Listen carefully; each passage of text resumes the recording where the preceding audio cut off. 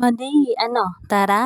Naglaag na po dahil mi diri sa pikas balay mga madi. Kay nagkasabot naman po ang mga person nga mag-ihaw og bisayang manok. Pre, kung naay lobe kay bono mo og unsaon na namo na. Kung naay bisayang manok, naapoy kapayas mga madi no. Kay partner in crime man jud na sila mga madi. Lami man pud gud kaayo mga madi ang kapayas isago sa manok. Kamot na tong kapayas nga dili imuha og manok nga dili imuha.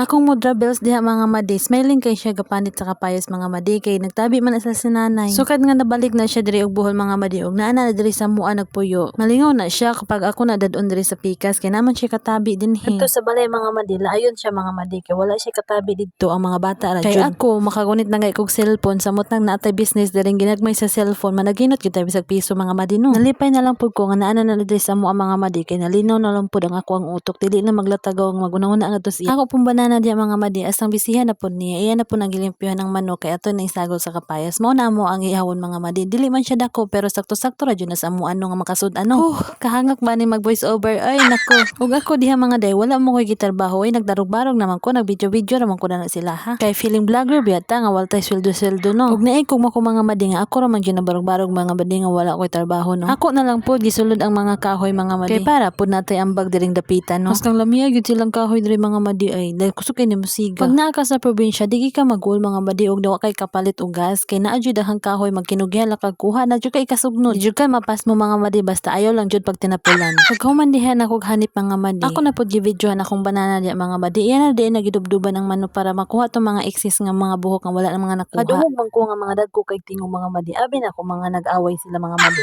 Ako man day usa ka modra bells nga akong auntie mo ay nagtabi mga madi. Abi man ako kinsa ang nag-away. Ani jud ni mga taga Bujol mga madi. Ang ilahang inistoryahanay. Unya ikaw nakadungog tagalain kang planeta unya wala ka naa na silang inistoryahan makaingon jud ka nga nag-away na sila mga madi. Kay aram manggahi ang mga istorya mga madi. Gahi pa sa kadlawon mga madi. Huy, nahuman naman sila og marite sa gawas mga madi. Lahi-lahi man jud tagpamaagi mga madi no. Ang ilaha po diri sa buhol mga madi magsunob gani sila og bisag unsay lang sunuban. Ang ganang layo nga tuno mao na ilahang ilata. Unya katong espeso mga madi ilaha tong ipaulahi. Unya basig matingala mo ang gibuhat ni mama din na giuna na niya ang espeso para iya ang ilahi. Nalunod na pud na mo ang layo nga tuno mga madi. Bata-bata pa man tong manok man gamay ra kayo nang gisabaw ni mama dira. Dili pa man kayo tulat-anan. Well, nagpalata pa mi sa manok mga madi, nagmarkot na po dahil kung isa ka modra bells diri mga madi. Lami man jud nang natay og galingong tanom. Kay para dili pud tak anang silingan oy magsigitag pangayo. Hangtod hinuon ibto na lang na sa silingan og ipadana na lang punuan sa imuhag sige kag pangayo. Kahuna-huna may nga amo na lang imarkot para dali siya maharbisan. Unya kay naluto naman ni among bisayang manok nga gikapayasan mga madi, mga unta ninyo kuha na mo inyo hangkanon.